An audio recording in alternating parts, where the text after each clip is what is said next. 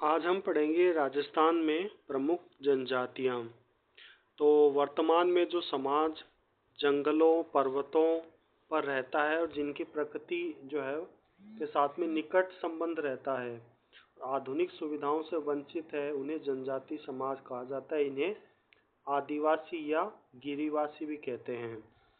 तो जनजाति की परिभाषा है, जनजाति मुख्यतः प्रकृति प्रेमी होते हैं और प्रकृति को परमात्मा समझकर उसकी पूजा करते हैं।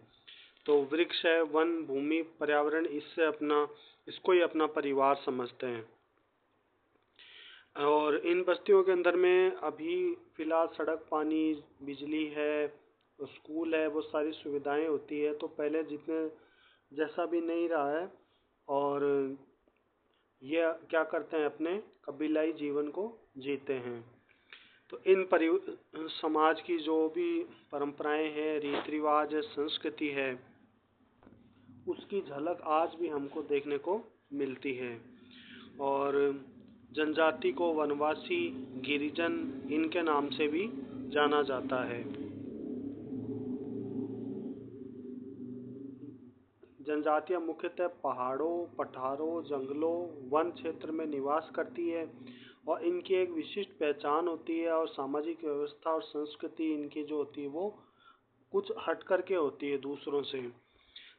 फिर आता है राजस्थान में सर्वाधिक जनजाति वाला जो जनजाति जनसंख्या वाले जो 5 राज्य है भारत में, उनमें है मध्य प्रदेश सबसे पहले, फिर महाराष्ट्र, उड़ीसा, राजस्थान है चौथे नंबर पर। राजस्थान में है 92.38 लाख, और उसके बाद में है 5वें नंबर पर गुजरात।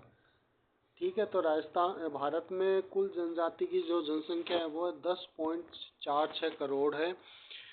सन 2011 की जनगणना के अनुसार राजस्थान में जो जनजाति जनसंख्या है वो इतनी है, और ये कुल जनसंख्या का जो है वो 13.5% है। जनजाति जनसंख्या के आधार पर भारत में राजस्थान का चौथा स्थान है, और जनसंख्या का जो प्रतिशत है 13.5% है, उसके प्रतिशत के हिसाब से देखें तो 15वें नंबर पर है।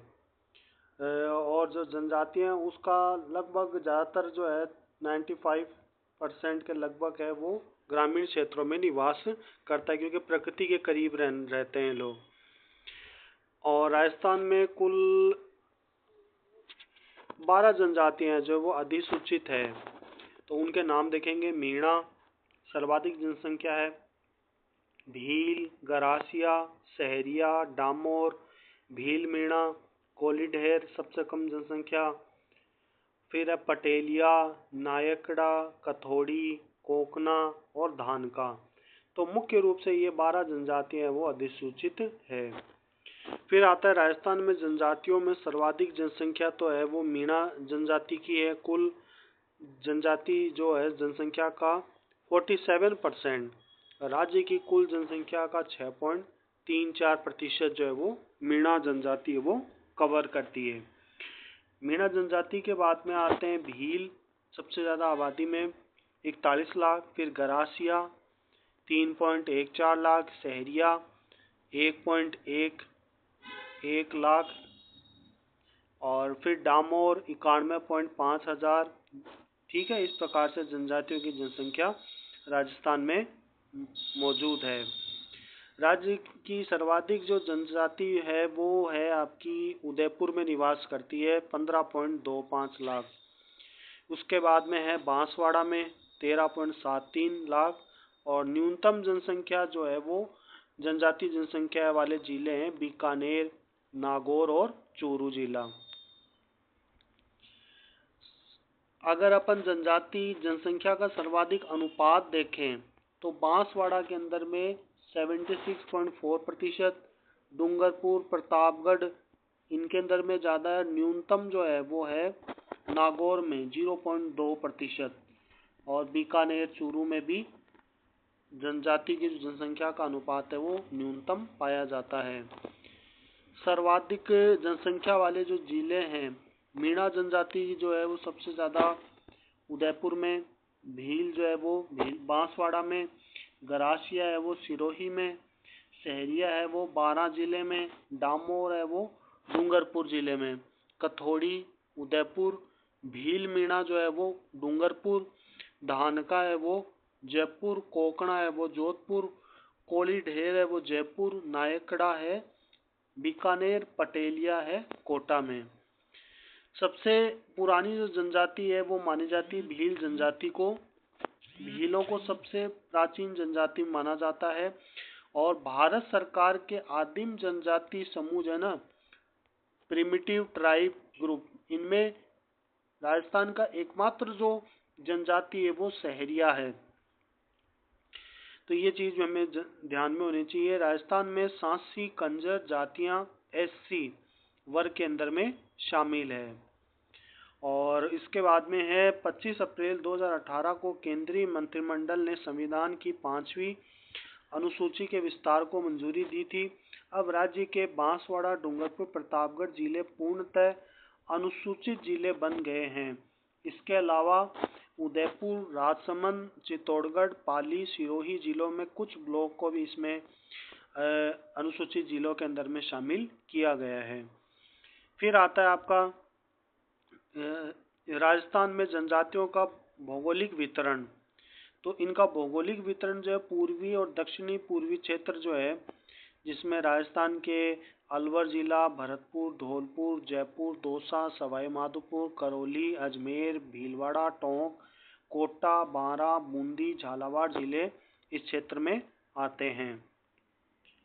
फिर आता है मीणा जनजाति के अंदर में जो बंटाईदारी कृषि व्यवस्था है वो किस प्रकार की पाई जाती है। एक तो है छोटा बट, एक है हाडी बट और एक है हासिल बट। तो छोटा बट है, इसमें बंटाईदारी व्यवस्था में भूमि स्वामी जोतने के लिए केवल भूमि देता है, इसके बदले में 1/4 पैदावार ले लेता है। हाडी बट के अंदर में भूस्वामी राजस्व देता है, इसके अतिरिक्त बीज, सिंचाई आदि की व्यवस्था भी करता है। हासिल बट है, इस व्यवस्था में भूस्वामी केवल राजस्व देता है और उसके बदले में 1/3 उपज ले लेता है हासिल बट में। तो इस प्रकार से व्यवस्था पाई जाती है मीणा जनजाति के अंदर में। कीकमारी जो है संकट के समय मुंह पर हथेली रखते हुए जोर से चिल्लाना, इसको कीकमारी बोलते हैं। और गेली और डीडिया मीणा युवकों के गैर खेलने की छड़ी होते है, उसको कहते हैं गेली और डीडिया। मेवासे है, ये मीणाओं के जंगल में बने हुए घरों को कहते हैं मेवासे। मीणा जनजाति हिंदू राजपूतों के अति निकट रहे हैं। ये लोग जयपुर के राज्य के कछवार राजपूतों के द्वारा आधिपत्य के जमाने से पहले वहां के शासक थे, जयपुर वाले एरिया के। मीणा जनजाति हिंदुओं के सभी त्योहार मनाती है। इष्ट देवी मीणाओं की है जीण माता, सीकर के अंदर में है जो। और बुज देवता ये इनके लोक देवता है। भूरिया बाबा जो है गौतमेश्वर या भूरिया बाबा सिरोही इनके आराध्य देवता है। भूरिया बाबा की सौगंध खा करके जो मीणा जनजाति के जो लोग हैं वो कभी भी झूठ नहीं बोलते। फिर आते हैं प्रमुख मेले। तो एक तो आ गया गौतम जी सिरोही, रामेश्वर घाट, चौथ माता, रणथंबोर के गणेश जी, सवाई माधोपुर जिला, नायिका नाथ, शीतला माता, दांत माता, बांकी माता जयपुर, जीण माता का सीकर का, डिगी कल्याण जी का टोंक का, नारायणी माता अलवर, कैला देवी करौली, भरतरी अलवर, और बीजासन खुर्रा माता, पिपलाज माता दौसा, बीजासन इंद्रगढ़ माता बूंदी, दानाराम महाराज बस्सी या पाली। तो ये इनके प्रमुख मेले हैं मीणा समाज के। कैला देवी जो है ये करौली मेले में मीणा जनजाति के लिए लांगुरिया नृत्य किया जाता है। कैला देवी करौली के मेले के अंदर में लांगुरिया नृत्य आयोजित होता है। प्रमुख नृत्य है इनके लांगुरिया, रसिया, बम्ब और नेजा। तो ये हमें ध्यान होना चाहिए कि प्रमुख नृत्य जो है वो कौन कौन से हैं। और वर्तमान के अंदर में जो मीणा जनजाति है, मीणा समाज है, वो उच्च सरकारी पदों पर आसीन है। तो अब आ जाते हैं अपन भील समाज के ऊपर में। भील जनसंख्या की दृष्टि से राज्य की दूसरी सबसे बड़ी जनजाति है। आबादी है 41 लाख के करीबन, और राजस्थान की कुल जनजाति में 44.38% जो है वो भील जनजाति कवर करती है, और कुल जनसंख्या का लगभग 5.9% है। सबसे ज़्यादा आबादी है वो पाए जाने वाले जिले हैं बांसवाड़ा, डूंगरपुर, सलूंबर, उदयपुर जिले। इसके अलावा राजसमंद, चित्तौड़गढ़, भीलवाड़ा, प्रतापगढ़, सिरोही, जोधपुर जिले के अंदर में भी भील जो आबादी है वो पाई जाती है। फिर आता है भीलों के उद्गम निवास करती है। 2011 की जनगणना के अनुसार देश में सर्वाधिक जनसंख्या वाली जनजाति है भील, और भीलों का जो मेजर जो एरिया है वो मध्य प्रदेश में सर्वाधिक है, गुजरात, राजस्थान, महाराष्ट्र, छत्तीसगढ़ में भी ये मिलते हैं। तो भारत के अंदर में ओवरऑल अगर देखा जाए तो सर्वाधिक जनसंख्या वाली जनजाति है वो भील है, और राजस्थान में देखा जाए तो मीणा है। फिर आते हैं भील समाज के बारे में। वाल्मीकि और कालिदास के ने रामायण और रघुवंश में भीलों का उल्लेख किरात के नाम से किया है। मानव शास्त्री इन्हें मुंडा जाति के वंशज मानते हैं, क्योंकि इनकी भाषा में मुंडारी शब्दों का अधिक प्रयोग होता है। रिजले और क्रुक भीलों की उत्पत्ति द्रविड़ों से मानते हैं, जबकि थॉमसन के अनुसार ये गुजराती है। कर्नल जेम्स टोड ने वनवासी भीलों को वनपुत्र कहा, क्योंकि वनों में वास करते हैं, जबकि टॉमली ने भीलों को फिलाइट या तीरंदाज कहा है। तो तीर कमान जो है वो बहुत चलाने के अंदर में इनकी पारंगतता पाई जाती है। वाइल्ड ट्राइब्स ऑफ इंडिया पुस्तक के लेखक जो रोने हैं, उन्होंने भीलों का मूल निवास मारवाड़ को बताया है। रॉबर्ट शेफ्रे जो है निषादों को ही भीलों का पूर्वज मानते हैं। फिर भील स्वयं को क्या मानते हैं? भील स्वयं को महादेव की संतान मानते हैं। शाब्दिक अर्थ है वो भील है, जिसका अर्थ है कि तीर चलाने वाला। द्रविड़ भाषा का शब्द है जिसका उत्पत्ति बिल या विल से हुई है, तीर से हुई है। तो इस प्रकार से भीलों की जो पृष्ठभूमि, ऐतिहासिक पृष्ठभूमि है। आर्थिक दृष्टि से ये स्थायी रूप से कृषक होते हैं, खेतीबाड़ी से, और पितृसत्तात्मक जो है वो व्यवस्था होती है। अच्छे तीरंदाज होते हैं, और तीर कमान चंदू जी का गुड्डा बांसवाड़ा, बोडीगामा डूंगरपुर में सर्वाधिक इनके द्वारा मतलब बनाए जाते हैं। एक प्रकार की जनजाति हस्तशिल्प है। भील जनजाति के अंदर राजपूतों के रक्त मिश्रण की पूर्ण संभावनाएं हैं। भील जनजाति छोटे मोटे समूहों में विभक्त होती है, जिन्हें अटक, उदाक, गोत्र और कुल कहते हैं। अटक भीलों का एक गोत्र है। ऊंची पहाड़ी पर रहने वाले भीलों को पालवी कहा जाता है, मैदानी भाग वाले को वागड़ी कहते हैं। मसार एक कल्याणपुर के ओवरी गांव के भील जो है वो मसार कहलाते हैं। वे अपने आप को धार के पंवार बताते हैं। पारडा क्षेत्र के भील अपनी उत्पत्ति गुर्जरों से मानते हैं। पारगी क्या है? महुवाड़ा, खेजड़ और सराड़ा क्षेत्र में भील जो है वो पारगी कहलाते हैं। सिसोदिया देपरा की भील अपने आप को सिसोदिया कहते हैं। गरासिया भील जो गरासिया भीलों में विवाह कर उनमें शरीक हो जाते हैं, तो वो गरासिया भील कहलाते हैं। फिर देखिए यहाँ पे सामाजिक परिवेश की दृष्टि से गरासिया भीलों के बाद में गरासिया जो है वो 3 भागों में बांटे जाते हैं मुख्य रूप से। मोटी नियात, नेनकी नियात और निचली नियात। मोटी नियात मतलब उच्च वर्ग, फिर नेनकी और निचली नियात मतलब निम्न वर्ग। गरासिया वर्ग समाज को 2 भागों में बांटा जाता है, एक तो भील गरासिया और एक गमेती गरासिया। तो भील गरासिया वे होते हैं जो गरासिया पुरुष किसी भील स्त्री से विवाह कर लेता है, तो ऐसे परिवार को भील गरासिया कहते हैं। और गमेती गरासिया होता है भील पुरुष द्वारा किसी गरासिया स्त्री से विवाह करने पर वह भील जो है वो गमेती गरासिया कहलाता है। तो ये भी हमें फर्क पता होना चाहिए कि भील गरासिया कौन होता है और गमेती गरासिया किसे कहा जाता है। तो अगर कोई गरासिया पुरुष भील स्त्री से विवाह कर लेता है तो वो भील गरासिया कहलाने लग जाता है। ऐसे परिवार को भील गरासिया कहते हैं। और अगर कोई भील पुरुष कोई गरासिया स्त्री से विवाह कर लेता है तो वह जो भील है वो गमेती गरासिया कहलाता है। गरासिया जनजाति में जाति पंचायत का विशेष महत्व है और पंचायत है तो उसका कोई मुखिया होता है। तो सहलोत पटेल जो गरासिया के गांव के या बस्ती का मुखिया होता है वो सहलोत या पटेल कहलाता है। घेर या घोर गरासियों के घर को घेर घरों के समूह को फली या फलियां कहते हैं। तो ये चीजें भी छोटी छोटी डिटेलिंग हमें ध्यान होनी चाहिए। गरासिया जनजाति में प्रचलित विवाह के प्रकार। तो विवाह के प्रकार अपन देखेंगे।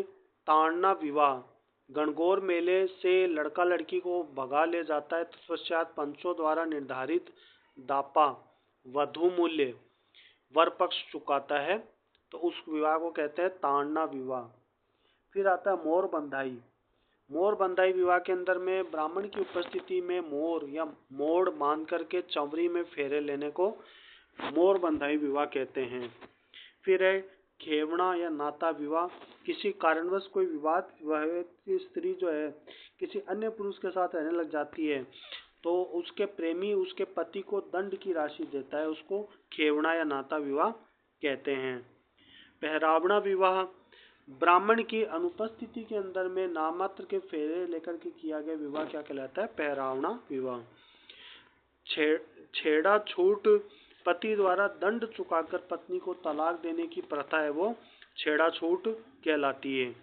फिर आता है जीवित नाता। कोई पुरुष किसी स्त्री के पति और उसके परिवार को राशि देकर के उससे विवाह कर लेता है और ये ठीक वैसे ही होता है जैसे बिलों में नातरा होता है, झगड़ा राशि और मायूस चुकाना पड़ता है। तो जीवित नाता किसी पुरुष के द्वारा किसी स्त्री के पति को और उसके परिवार को राशि दी जाती है और उस स्त्री से विवाह कर लिया जाता है। अब भीलों के अंदर में ये यहाँ पर ये गरासियों के अंदर में प्रमुख नृत्य है वालरा, कूद, गौर या गैर, लूर नृत्य, रायण, मांदल, जवरा, गरबा, मोरिया नृत्य, गैर नृत्य आदि। तो इनको अत्यंत अंधविश्वासी माना जाता है। मृत्यु के 12वें दिन गरासिया शव का अंतिम संस्कार करते हैं, तो 12 दिन तक शव को रख के रखते हैं। आबू की नक्की झील इनका पवित्र स्थान है, अपने पूर्वजों का अस्थि विसर्जन नक्की झील में करते हैं। फिर आ जाता है कांधिया। कांधिया में मृत्यु के 12वें दिन रिश्तेदारों को मांस और मक्के का दलिया खिलाया जाता है। गरासिया जनजाति के अंदर में उसको कांधिया या मेघ कहते हैं। गरासिया लोग अपने पूर्वजों की आत्मा की शांति हेतु प्रस्तर की मूर्ति बनाकर कार्तिक पूर्णिमा के दिन विधिवत प्रतिष्ठापित करते हैं। इन प्रतिमाओं को अपनी भाषा में हुरा या मोगी कहते हैं।